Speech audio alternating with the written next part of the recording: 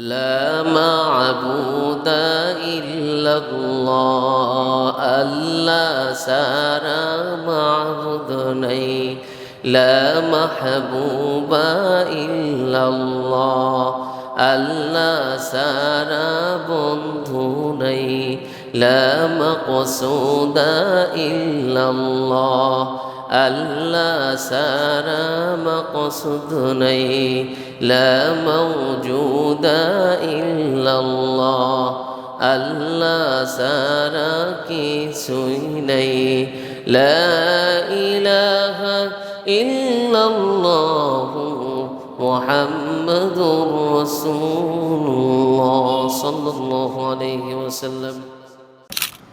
আল্লাহ রাব্বুল আলামিনের শুকরিয়া যে মহান মনিব দীর্ঘ একটি সপ্তাহ পরে আবার আমাদেরকে আল্লাহ রাব্বুল আলামিনের সবথেকে দামি জায়গা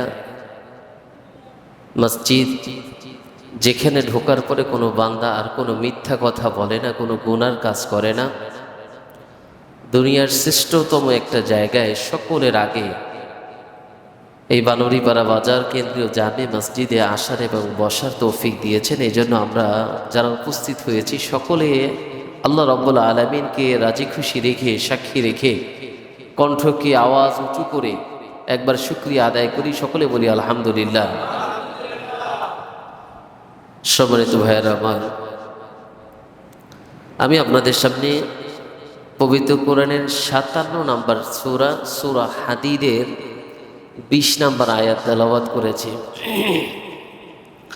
যেহেতু সময় অল্প, কথা সামনের দিকে আর না বাড়িয়ে সরাসরি আমরা আজকের এই আয়াতের দিকে চলে যাই এবং আয়াত কেন্দ্রিক কিছু গুরুত্বপূর্ণ কথা বলবো। যেই টপিকের উপরে কথা বলবো বা বিষয়ের উপরে কথা বলবো সেটি হলো দুনিয়ার এই জীবনের দৃষ্টান্ত।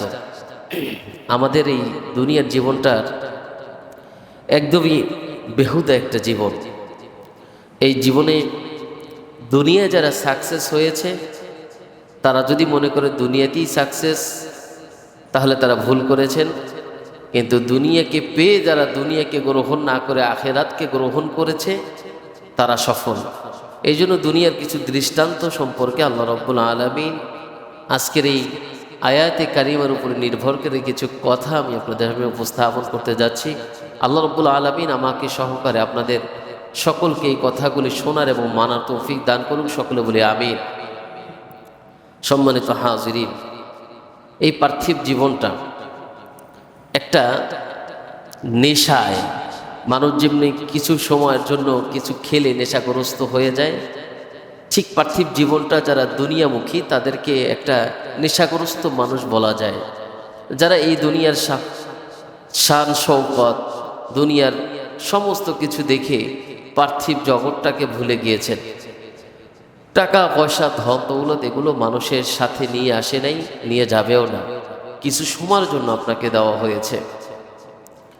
এই সময়কে আপনাকে যখন প্রতিটি মানুষ এই সময়ে কাজে পেয়েও কাজে লাগায় নেই, খুব কাছে থেকে সময়টাকে উপভোগ করেছে কিন্তু আল্লাহকে ভুলে গিয়েছে, সেই মানুষদেরকে আল্লাহ রাব্বুল আলামিন ধিক্কার মেনে কথা বলেছেন, ওমাল হায়াতুদ দুনিয়া ইল্লা মাতাউল গুরুর।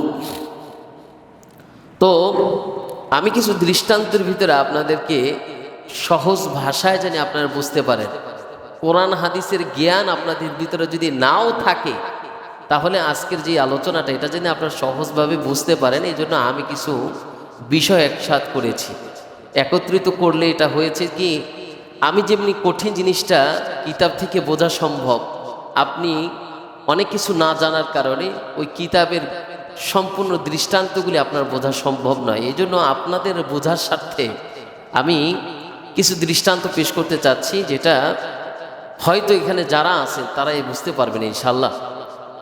প্রথমে আপনি যদি একটু লক্ষ্য করেন আপনার দিকে এবং আমার দিকে, এখানে যারাই উপস্থিত আছেন, হুট করে আমরা সকলে বড় হয়ে যাইনি, আস্তে আস্তে করে আল্লাহ রাব্বুল আলামিন পৃথিবীতে পাঠাইছেন।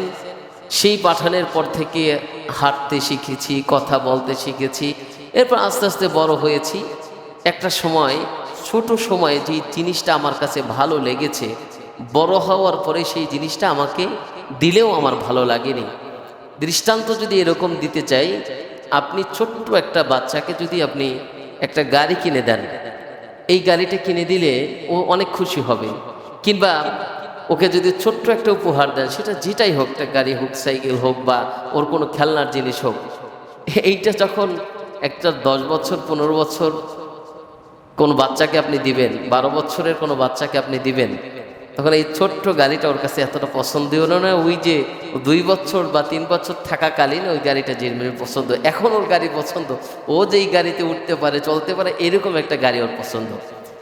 ঠিক তেমনিভাবে মানুষের জীবনের এই বিভিন্ন ধাপ যেমনিভাবে মানুষ অতিক্রম করে, ঠিক আল্লাহ রাব্বুল আলামিন বললেন, একটি শিশুর জীবন আদর্শ যদি তুমি দেখো, তার জীবনের লাইফ স্টাইলটা যেমনিভাবে পরিবর্তন হয়েছে, মানুষের প্রত্যেকটা ধাপ এরকমভাবে মানুষ পরিবর্তন করে।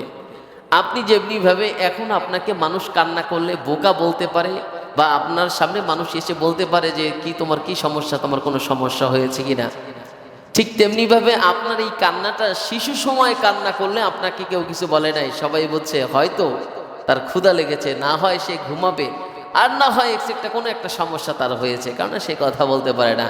কিন্তু এখন আপনাকে কেউ এসে জিজ্ঞাসা কি হয়েছে তোমার, তুমি এত কান্নাকাটি করতেছো কেন, মন খারাপ কেন, কি সমস্যা, আপনি সমস্যাগুলি আস্তে আস্তে তাকে বলতে পারবেন।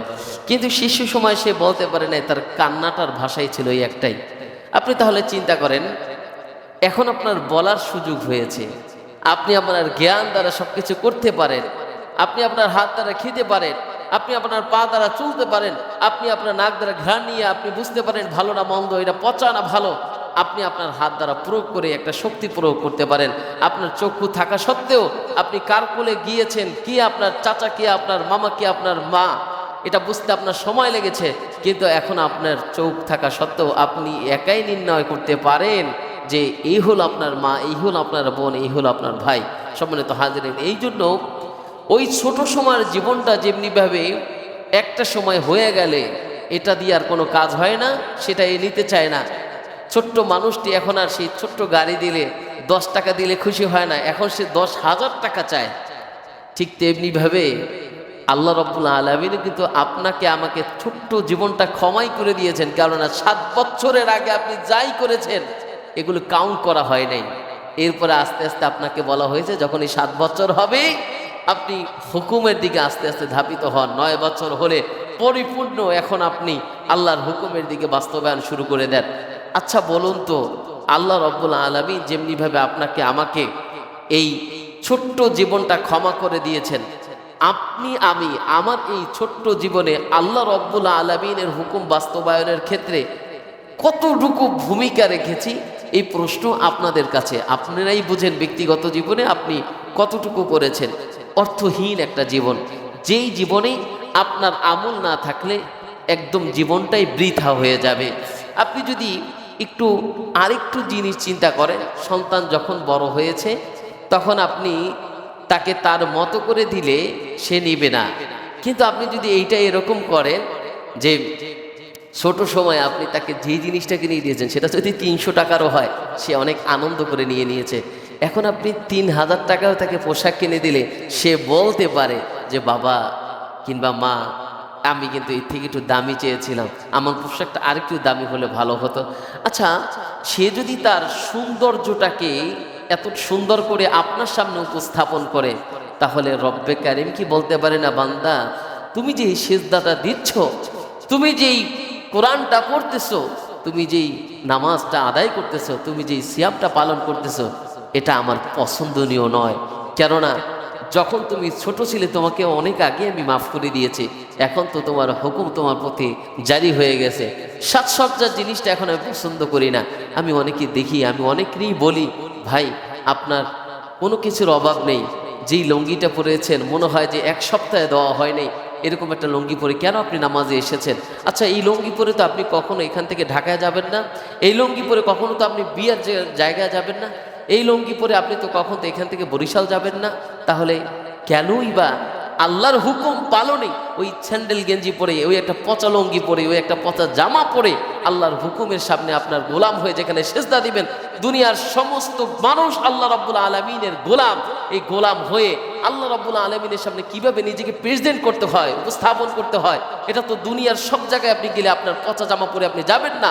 নতুন জামাটা পরে আপনি ঢাকার উদ্দেশ্যে রওনা করবেন, অফিসে গেলে আপনি ইস্তারি করা জামাটা পরে রওনা করবেন, কিন্তু মসজিদে আসলেই আপনার এই সাজসজ্জার দিকে, এটা কেন উজু করেছেন তাও হয়তো অনেক সময় কোনো ভেজে নাই, পায়ের টাকলু ভিজে নাই, কেন?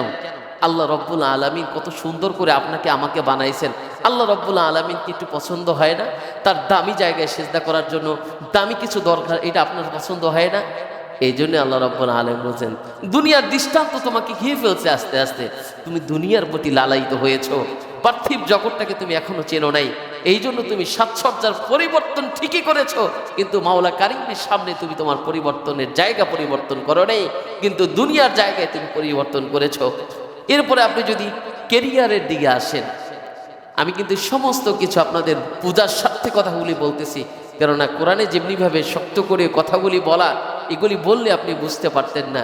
কেরিয়ার গঠনে আপনি যদি চিন্তা করেন, ছোট্ট বাচ্চাটি যখন প্লে নার্সারিতে পড়ে তখন ও কেরিয়ার তো দূরের কথা, ও জানেই না যে ফার্স্ট হলে সেকেন্ড হলে ওর একটা সিরিয়াল আসবে, ও নবম হবে দশম হবে, এই নিয়ে ওর মাথা ব্যথা নেই।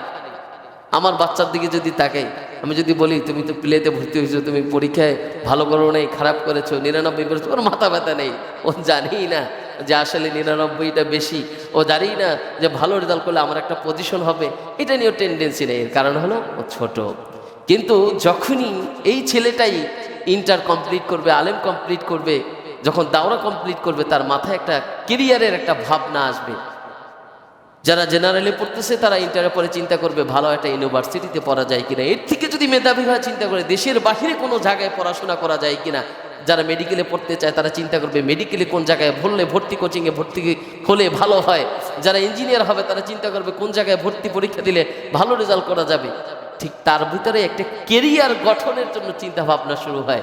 কিন্তু আল্লাহ রাব্বুল আলামিন বলল, বান্দা তুমি ঠিকই তোমার কেরিয়ার গঠনের জন্য তুমি চিন্তা করতেছো, কিন্তু যেই কেরিয়ার গঠনের জন্য আমি আল্লাহ রাব্বুল আলামিন তোমার জীবনের একটা সুন্দর সময় করে দিলাম, এই সময়টা তুমি মূল্যায়ন করো নাই। এই সময়টা পেয়েও তুমি মাওলা কারীমকে ভুলে গেছো। বড় বড় পাওনা তোমাকে দিয়েছি, যেই মেধা দ্বারা আজকে তুমি এত মেধাবী, সেটা তো আমার রব্বে কারীমের দান। অথচ তুমিই দেখো এমন কোন পাগল আছে যার মেধাকে আল্লাহ রাব্বুল আলামিন একটু ঘুরিয়ে দেওয়ার কারণেই তাকেই মানুষ পাগল বলতেছে। ওই ব্যক্তি কিন্তু তোমার মতোই হাত পা চক্ষু নাসিকা সব আছে, এরপরও তাকে মানুষ পাগল বলতেছে, এর কারণ তার মেধাকে আমি ঠিক রাখি নাই। এই মানুষটাই তোমার পাশে দুইটা চক্ষু না থাকার কারণে তাকে মানুষ অন্ধ বলতেছে। তার কেরিয়ার নিয়ে কোনো চিন্তা নাই, এর কারণ হলো তার কোনো স্বপ্নই নেই, দুনিয়ার কোনো আলোই সে দেখে না, তাহলে তার কেরিয়ার নিয়ে বা কি চিন্তা। এই জন্য সম্মানিত হাজিরিন, আমরা আমাদের জীবনের প্রত্যেকটা সময়কে যদি একটু লক্ষ্য করি, তাহলে আজকের যে টপিকের উপরে কথা বলতেছি এটা আপনার জীবন থেকেই শিক্ষা নেওয়া দরকার, যে আল্লাহ রাব্বুল আলামিন প্রত্যেকটা ধাপে ধাপে আপনাকে আমাকে কিভাবে পরিবর্তন করতেছেন। অর্থ উপার্জনের দিকে একটু তাকান, অর্থটার দিকে বেশি খেয়াল করেন। এটা সব থেকে দুনিয়ার দামি জায়গা, দুনিয়ার ভিতরে দামি অপশন হলো অর্থ। এই অর্থের জন্য মাওলা কারীমকে ভুলে যাচ্ছি। কোনো ব্যবসায়ী ভাইকে যদি জিজ্ঞেস করে আপনি নামাজে আসেন নাই কেন, বলবে হুজুর কাস্টমার এসেছিল। আপনি যদি কোনো চাকরিজীবীকে জিজ্ঞেস করেন আপনি নামাজে আসেন নাই কেন, বলতেছে আমার খুবই কাজ ছিল, যে কাজ রেখে আমি নামাজে অ্যাটেন্ড করতে পারিনি। ঠিক তেমনিভাবে এরকম প্রত্যেকটা সেক্টরে যারা আছে তাদেরকে যদি জিজ্ঞেস করেন কেন আপনি আসেন নাই, বলতেছে আমার এই কাজ ছিল। আচ্ছা বলুন তো, এই কাজ আপনি রাখেন, আর ওই মুহূর্তে মাওলা কারীম বললেন ফাইদা জা আজালুহুম লা ইস্তাখিরুনা সাআতাও ওয়া লা ইস্তাকদিমুন, এক মুহূর্ত তোমার জন্য সময় নেই। তোমাকে যেই কাজের জন্য পাঠানো হয়েছিল সেই কাজই তুমি করো না, তাহলে আমি তোমাকে সময় আর দিতে পারলাম না, যাও আজরাইল তুমি চলে যাও। তখন তো আপনার সমস্ত কাজ রেখেই চলে যেতে হবে। আচ্ছা তখন তো আপনার পরিবার ঠিকই চলতেছে, 3 দিনের অনুষ্ঠান তো বিশাল আকারে হচ্ছে, 41-এ তো আরো বিশাল আকারে উঠতেছে, মানে মানুষ যে মারা গেছে এটা আমার বিশ্বাস হয় না। কারণ বিশাল গরু বলছে, গরু কয় টাকা? 2টা। মানে একটা মানুষ মারা গেছে, আর জানি না আল্লাহ রাব্বুল আলামিন তার কবরের অবস্থা কি রেখেছেন, কিন্তু কই আপনাকে ছাড়া তো সবই চলতেছে। তাহলে আপনি যাদের ছাড়া চলতে পারতেছেন না। আপনি কি বোঝেন? আপনি চলে গেলে সবই চলবে, কিন্তু আপনি চলতে পারবেন না। এই কথাটা মনে রাখেন। আপনি চলে গেলে সবই চলবে, সবই আগের মতোই থাকবে, কিন্তু আপনার জীবনটা আপনি সঠিক জায়গায় নির্ধারণ করতে পারেন নাই। কেননা আল্লাহ রাব্বুল আলামিনের হুকুম পালন না করার কারণে যেই পরিবার পরিজন সমস্ত কিছু ব্যয় করেছেন, সময় ব্যয় করেছেন, আল্লাহ রাব্বুল আলামিনকে ভুলে গিয়ে আল্লাহ রাব্বুল আলামিন তখন আপনাকে কিভাবে মনে রাখবেন? কেননা হুকুম তো পালন করেন নাই। তাহলে অর্থ যদি সমস্ত কিছুর মূল হয়, তাহলে তো আপনাকে তো ওই জায়গায়ও আখিরাতে মুক্তি পেতে হবে। তখন তো কেউ আসবে না, ইয়াউমা ইয়াফিরুল মারউ মিন আখি ওয়া উম্মিহি ওয়া আবি ওয়া সাহিবাতিহি ওয়া বানি। কোথায় সেই ভাই বোন, কোথায় সেই মা বাবা, কোথায় আপনার সেই স্ত্রী? কেউ আসবে না। সেদিনকে একটা লেখা পড়েছিলাম, আমার কাছে সব থেকে এইটাই গুরুত্ব মনে হয়েছে যে আল্লাহ রাব্বুল আলামিন বান্দাকে যা যা দিয়েছেন সমস্ত কিছুই ধোঁকা। আপনার স্ত্রী আপনার জন্য ধোঁকা, আপনার সন্তান আপনার জন্য ধোঁকা, আপনার সম্পদ আপনার জন্য ধোঁকা, আপনার কেরিয়ার আপনার জন্য ধোঁকা, আপনার সম্মান আপনার জন্য ধোঁকা। এই সম্মান যদি ধোঁকা না হয় তাহলে কেন আপনি আল্লাহকে ভুলে গেলেন? আপনার সম্পদ যদি আপনার ধোঁকা না হয় তাহলে কেন আল্লাহকে ভুলে গেলেন? আপনার স্ত্রী যদি আপনার জন্য ধোঁকা না হয় তাহলে কেন আপনি আল্লাহকে ভুলে গেলেন? আপনার সন্তান যদি আপনার জন্য ধোঁকা না হয় কেন আল্লাহকে আপনি ভুলে গেলেন? কেননা এগুলো সব কিছুই ধোঁকা। অমাল হায়াতুদ দুনিয়া ইল্লা মাতাউল গুরুর। এই পার্থিব জগৎটা ধোঁকাময় ছাড়া কিছুই নয়। কেননা যখনই আপনি চলে যাবেন, বৃষ্টি হচ্ছে, কবরের ভিতরে পানি, এরপরেও আপনি কি করতেছেন? আপনাকে ওই কবরের ভিতরেই কিছু তুষ দিয়ে, কিছু মাটি দিয়ে ওটাকে শক্ত করে আবারও রাখা হচ্ছে। কই, কেউ তো বললো না কবর পানিতে ভিজে গেছে, এখানে তো তাকে লাশটা রাখা যাবে না।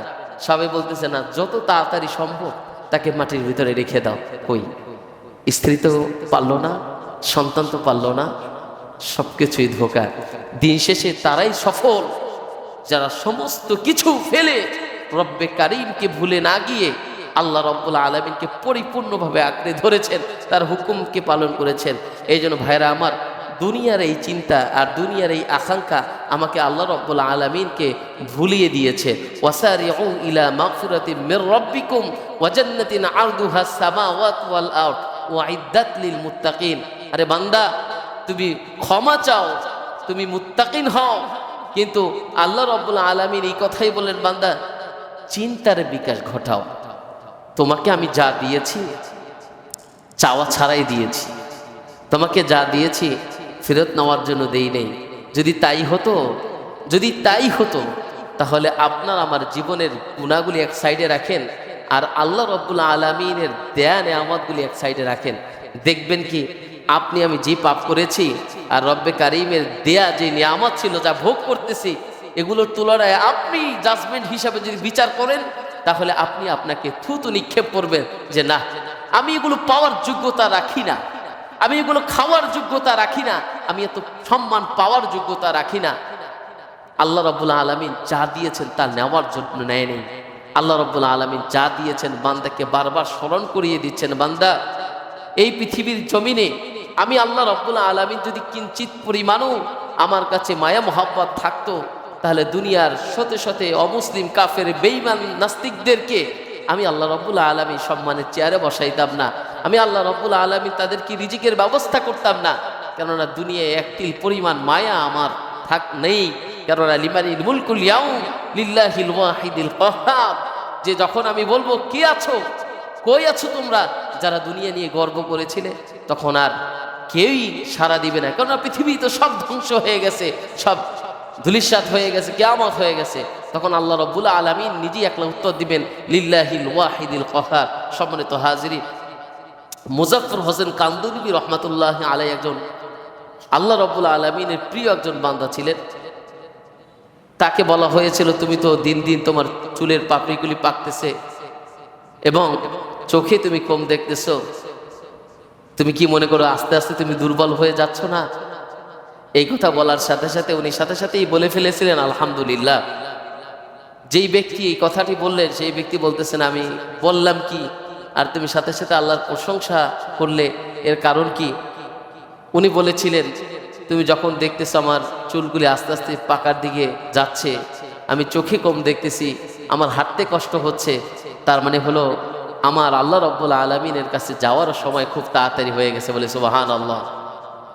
তাদের চিন্তা চেতনাগুলো কেমন আর আমাদের চিন্তা চেতনাগুলো কেমন, এই জন্যই ইতিহাসে তারা বিখ্যাত হয়ে রয়েছে আর আমরা হলো কুখ্যাত হয়ে রয়েছি। বিখ্যাত মানুষগুলি তাদের জীবনকে নিয়ে কোনো চিন্তা করেনি।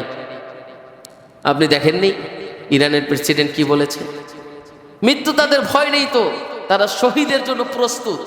আর আপনার আমার মৃত্যুর জন্য ভয়, কেননা তারা চিন্তা করে শহীদি মর্যাদা কত দামি। আপনার আমার চিন্তা চেতনা কেমন? আপনার আমার চিন্তা চেতনা শুধু দুনিয়া, দুনিয়া আর দুনিয়া। এই জন্য সম্মানিত ভাইয়েরা আমার, আমাদের দৃষ্টিভঙ্গিটা এমন, আমাদের দৃষ্টিভঙ্গি যদি আমরা পাল্টে না পারি, যদি পরিবর্তন করতে না পারি, তাহলে আস্তে আস্তে আমাদের এমন একটা অবস্থান তৈরি হবে যেখানে আমাদের এই ভালো কাজগুলি করা আর সম্ভব হবে না। কেননা একটা পাত্র যদি, যেই পাত্রের সর্ব অবস্থায় গ্লাসটার ভিতরে বা যে কোনো একটা পাত্রের ভিতরে আপনি দুধ খান, এই আস্তে আস্তে এই দুধের পাত্রটার ভিতরে যদি আপনি দুধ খাওয়া পরিবর্তন করে দুধ খাওয়া বাদ দিয়ে এখানে যদি অন্য এমন কিছু যেটা আল্লাহ রাব্বুল আলামিন হারাম করেছেন সেই হারাম কিছু খান, তাহলে এর সমস্ত দায়ভার হলো আপনার নিজের। জান্নাতি মানুষগুলোকে জান্নাতে দেওয়ার জন্য আল্লাহ রাব্বুল আলামিন যে প্রসেসিং তৈরি করেছেন, স্লোগান তো একটা হবে, সেই স্লোগানের নাম হবে একটাই, তুমি যদি জান্নাত পেতে চাও তাহলে আল্লাহ রাব্বুল আলামিনের হুকুম পালন করো, আর যদি তুমি গুনাহমুক্ত জীবন গড়তে চাও, জাহান্নামে যেতে না চাও, তাহলে গুনাহমুক্ত জীবন গড়ো। এইরকম স্লোগানে জীবন গড়তে হবে আমাদেরকে। সর্ব অবস্থায় এমন কেউ নাই এখানে জান্নাত জাহান্নাম, কবর হাসর মিজান পুলসিরাত এই সম্পর্কে তাদের মোটামুটি আইডিয়া নেই। প্রতিনিয়ত আলোচনা হচ্ছে, ইউটিউবে অসংখ্য অগণিত হাজার আলেমদের আলোচনা আছে। এখন তো অনেকে ইউটিউবে আলহামদুলিল্লাহ অনেক আলোচনা শুনে, কিন্তু কই আমাদের দৃষ্টিভঙ্গি এখন পর্যন্ত পরিবর্তন না হওয়ার কারণে এই যতটুকু শোনা দরকার ওই শোনা পর্যন্তই ইতি। ভালো লাগে, এটা একটা মনের খোরাকি। আপনার কাছে মনে হচ্ছে যে আলহামদুলিল্লাহ বক্তার কণ্ঠ অনেক সুন্দর, আলোচনাটা শুনি, কিন্তু আসলে আলোচনা শুনে আলোচনার কথাগুলির উপরে আমাকে আমল করে জীবন পরিবর্তন করতে হবে, এটা খুবই কম মানুষ আছেন। এজন্য আমরা যতটুকুই চিন্তা করি অতটুকু চিন্তার বাহিরে একটা জিনিস চিন্তা করতে হবে যে আল্লাহ রাব্বুল আলামিনের ভালোবাসা আমরা কতটুকু পেয়েছি আর কতটুকুই মহাব্বত হাসিল করতে পেরেছি। এই জন্য আল্লাহ রাব্বুল আলামিন সূরা নিসার 113 নম্বর আয়াত, এখানে আল্লাহ তাআলা বললেন, ওয়া আনজালাল্লাহু আলাইকাল কিতাবা ওয়াল হিকমা ওয়া আল্লামাকা মা লাম তাকুন তা'লাম ওয়া কানা ফাদলুল্লাহি আলাইকা আযীমা। আল্লাহ রাব্বুল আলামিন তোমাদের উপর নাসিল করেছেন এমন কিতাব, যেই কিতাব থেকে তুমি একটা গাইডলাইন পাচ্ছ। আল্লাহ রাব্বুল আলামিন এই জন্যই বলেছেন, মানুষ যদি কিছু জিনিসের উপরে মহাব্বত ছেড়ে দিতে পারেন তাহলে ওই ব্যক্তি সফল হতে পারেন। যেমনিভাবে আমরা যদি আইনামা তাকুনু ইউদরিকুমুল মাউত, আমরা মহাব্বত যদি দুনিয়াকে ছেড়ে দিতে পারি আর মৃত্যুকে যদি মহাব্বত করে নিতে পারি, তাহলে আমাদের জন্য সফল হলো ওই যে মৃত্যুকে মহাব্বত করার কারণে মৃত্যুকে সর্ব অবস্থা আমি চাইব, মৃত্যুর জন্য প্রস্তুতি গ্রহণ করা যা যা দরকার তাই আমি করব। এই জন্য সাথে সাথে ছাড়তে হবে দুনিয়ার মহাব্বত, রাখতে হবে মৃত্যুর মহাব্বত, যে কোনো মুহূর্তে আমাকে সে আলিঙ্গন করতে পারে, যা সময়টুকু আমার জন্য নির্ধারণ করা নেই, এটা জানতে হবে। 2 নম্বরে হলো আল্লাহ রাব্বুল আলামিন বলেন, দুনিয়ার এই মহাব্বতের কারণে যদি তুমি আল্লাহকে ভুলেই যাও আর পরকালে তোমার এর কারণেই যদি জাহান্নামের আগুনে জ্বলতে হয়, তাহলে এমন কোনো দুনিয়া তোমার লাগবে না যেই দুনিয়ার কারণে আল্লাহ রাব্বুল আলামিনকে ভুলে গিয়ে চিরতরে তুমি জাহান্নামী হবে। সেই দুনিয়ার মতো শান্তি আমার লাগবে না, কারণ অস্থায়ী শান্তি কেউই চায় না। আপনি যদি আমাকেই বলেন, এই যে যেই দোকান থেকে ফ্যান কেনা হয়েছে এই ফ্যানওয়ালা যদি আমাকে বলে যে হুজুর নিতেছেন, কিন্তু হয়তো 1 ঘন্টা পর ফ্যান নষ্ট হয়ে যেতে পারে, এর কোনো গ্যারান্টি নেই, কিন্তু এর থেকে আর একটু দামি আছে, 1 বছর 2 বছর গ্যারান্টি আছে, কার্ড দিয়ে দিলাম, এই যদি নষ্ট হয়ে যায় আসলে ফ্যান দিয়ে দেবো, নতুন একটা ফ্যান নিয়ে যাবেন। আপনি 200-500 টাকার জন্য কম দামি ফ্যান কখনোই আনবেন না। চিন্তা করুন ভাই, ওই গ্যারান্টিওয়ালা যেটা আছে এটাই দেন। এর কারণ হলো আপনি আগেই বুঝতে পেরেছেন গ্যারান্টি আছে, যদি নষ্ট হয়ে যায় তাহলে অবশ্যই আপনাকে পরিবর্তন করে দিবেন।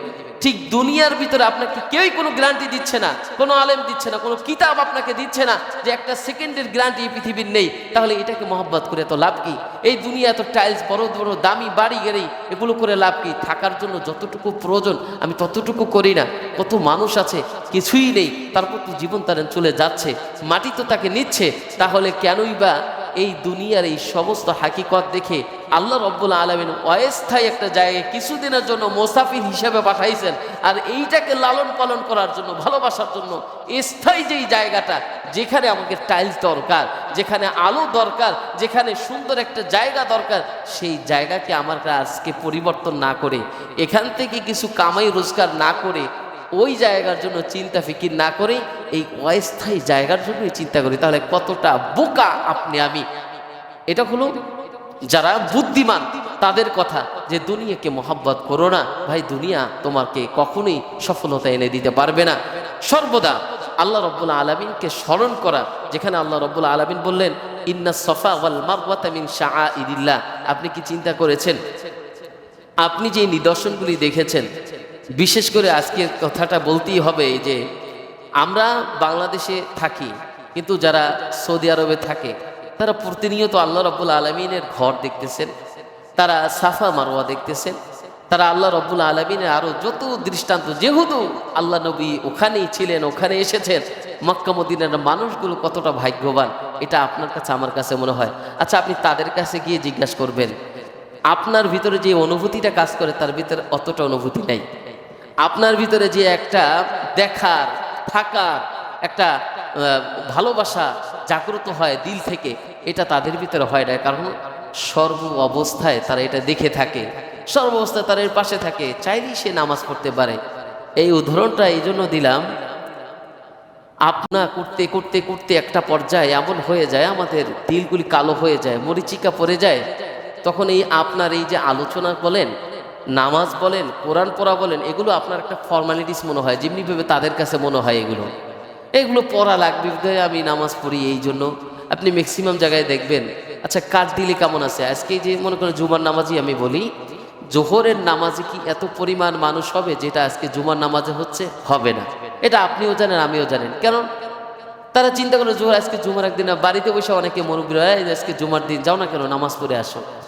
কই জোহর সেটা নামাজ, সেটা ফরজ নামাজ, সেটার জন্য তো বলে না। মানে এই আমলটা এখন একটা এমন ক্যাটাগরিজ হয়ে গেছে যে আসলে না করলেও হয়, না পড়লেও হয়, আমি তো আছে, মাথায় টুপি আছে, দাড়ি আছে, হ্যাঁ, এটা সব নামাজ পড়ে নেব। মানে এই যে বিষয়গুলি, এটা আপনাকে কি একবার কাঁদায়, একবারও কি ভাবায় যে আপনি আল্লাহ রাব্বুল আলামিন বললেন যে আমি বান্দাকে যখন বেশি অপছন্দ করি, আমি তার থেকে আমার সেজদাকে কেড়ে নেই, আমি তাকে সেজদা দেওয়ার ক্ষমতাটা আস্তে আস্তে দূর করে দেই, আর বেশি সেজদা দিতে দেয় না। একবার তো পড়ানোর সময় তো বন্ধ হয়ে গেল। কি আফসোস আপনাদের ভিতরে হয়েছে, নামাজ পড়তে পারতেছেন না। এমন দিন গেছে, আমি মুয়াজ্জিন হুজুর এই 2-3 জন মিলে নামাজ পড়েছি, জুমার দিনও ভালো মতো নামাজ পড়তে পারিনি। তাহলে কই, এটা আমাদের জন্য একটা শিক্ষা। জহরাল ফাসাদু ফিল বাররি ওয়াল বাহরি বিমা কাসাবাত আইদিন নাস, এগুলো আমাদের হাতের কামাই ছিল। তাহলে আপনি বলুন যে আল্লাহ রাব্বুল আলামিন আপনাকে আমাকে যখন সেজদা দেওয়ার ক্ষমতাই দিবে না, আর সেজদা দেওয়া যাবে না, যাক তোমার মতো বান্দা না হলেও হলো, তোমার মতো আল্লাহ তাআলা সেজদা এরকম হাজার কোটি বার মানুষ করে থাকে। গ্রহ, চাহার, নক্ষত্র, গাছপালা, পশু পাখি সব আল্লাহ জিকির করে থাকে, তোমার মতো বান্দার দরকার নেই। চিরতরে তোমার ইবাদত বন্ধ করে দিল, কি আফসোস হলো না তোমার? তোমার আর নামাজ দরকার নেই। এখন দিতে পারতেছো, দিচ্ছ না, কিন্তু একসময় আফসোস হবে, তখন তুমি দিতে পারবে না। সম্মানিত হাজিরিন, এই জন্য আল্লাহ রাব্বুল আলামিন বললেন ওমা উমিরু ইল্লা লিয়াবুদুল্লাহ মুখলিসিনা লাহুদ্দিন। আমরা আমাদের ইখলাস না থাকার কারণেই আমরা এরকমভাবেই নিজেকে উপস্থাপন করি। আর নফসের জায়গায় তো আমরা সবাই দুর্বল। ওয়ালাকাদ খালাকনাল ইনসান ওয়া না'লামু মা তুওয়াসবিসু বিহি নাফসু। নফস পরিবর্তন হবে না যতক্ষণ আপনি গুনাহ না ছাড়েন। একটা কথা মনে রাখবেন, আপনার গুনাহ ছাড়বেন, আস্তে আস্তে আপনার নফস পরিবর্তন হবে। আর যখন নফস পরিবর্তন হবে, তখন আস্তে আস্তে আপনি পরিবর্তন হবেন। এই জন্য আল্লাহ রাব্বুল আলামিন বললেন ওয়ায়াউমা ইয়াআদ্দু যালিমু আলা ইয়াদাইহি ইয়াকুলু ইয়া লাইতানি ইত্তাখাযতু মা'আর রাসূলি সাবিলা। মানুষগুলো তাদের হাতগুলি কামড়াবে আফসোসের জন্য, এমনভাবে কামড়াবে ওয়ায়াউমা ইয়াআদ্দু যালিমু আলা, যারা জালেম জুলুম করেছিল তাদের হাতগুলি কামড়াবে আর বলবে হায় রে, কি আফসোসটা করব এখন, এখন তার কোনো সুযোগই নেই। এমন যদি হয় আপনি বিমানের টিকিট কেটেছেন, বিমানটা মিস হয়ে গেলে যেমনিভাবে আপনার কাছে আফসোস মনে হবে, এই বিমানে হয়তো কোনো এক সময় আপনি টাকা হলে আবার যেতে পারবেন, কিন্তু ওই সময়ের আফসোসটা থাকবে এরকম, আমার সমস্ত সম্পদ দিয়ে হলেও আপনাকে আমাকে আর কখনো এই দুনিয়ায় এবাদতের জন্য ফেরত দেওয়া হবে না। যেই এবাদতই ছিল আপনার মূল, আপনি দেখেছেন আপনার আমল নামাটুকুই ছিল মূল, কিন্তু আপনাকে আর দেওয়া হলো না। এই জন্য ইয়া আইয়ুহাল্লাযীনা আমানুত্তাকুল্লাহা ওয়া কুনু মা'আস সাদিকিন, বান্দা সত্যবাদীদের পথে চলো, সত্য কথা বলো, তাকওয়াল্লাহ তোমার ভিতরে নাও।